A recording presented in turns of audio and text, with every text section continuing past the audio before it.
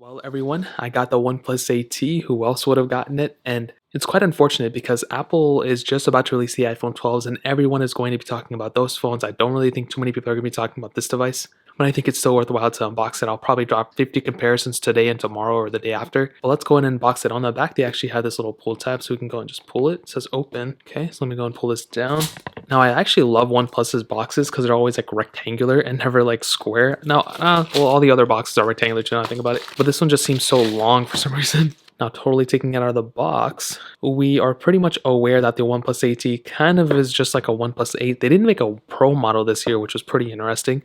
And for some reason, it's still taking its time to get out of here. Okay, I don't know what they thought with the box this year. Oh, by the way, they also gave us a water bottle, which was really random. Okay, we got the device out, or we got the box off.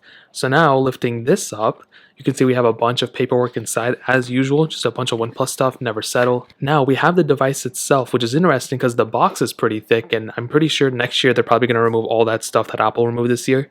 Removing the phone out, it still feels extremely premium even with the plastic over it. So taking the plastic off, we can see we have the device right here, and it does look really, really nice. I think it looks really sharp still. Obviously, it recycled the same design as the OnePlus 8T or the OnePlus 8. Turning it on, let's go and do that. And it does have 120 Hz refresh rate now instead of the 90 Hz, which is really cool. On the back is pretty much where you're going to see the biggest difference. And you can see that I did get the silver model. I like this one a little bit more. The frosted glass back, I don't know if it's as pronounced as last time. It probably is. I'm just probably tripping. I don't really remember the OnePlus 8 to be honest. But you can see we have the many camera setup. I don't even know how many cameras it is, but I guess we'll talk about that in a minute. And we'll go ahead and put this to the side and finish the rest of this unboxing.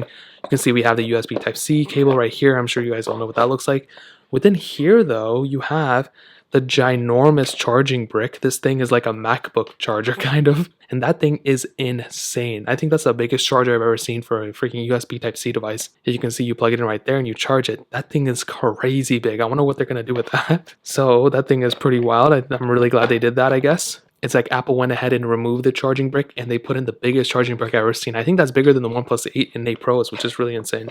And that's really it. It seems like there's a lot of unnecessary packaging here, if I'm being completely honest. And I feel like next year is the year they're probably going to go ahead and remove a bunch of this stuff. Now, let's go ahead and focus on the phone. As you can see, same, size display for the most part. There's not a Pro model this year, which I'm honestly kind of sad about. I wish I could have seen some sort of, Pro model this year.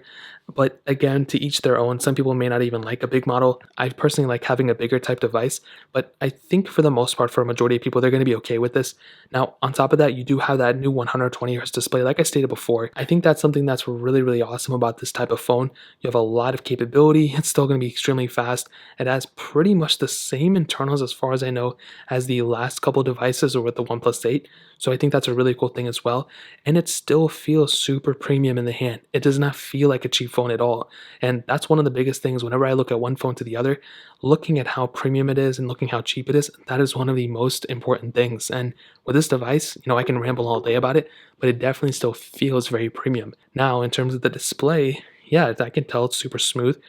Is it the 100? Yeah, so it does kind of feel like 120. Oh, that's definitely 120 hertz. And if it's not, I'm going to literally laugh. But let me go and verify that before I go ahead. Because if I'm wrong, I'm not going to put it in the video. Let me open up settings. Let me open up display. And let's see if wherever it is.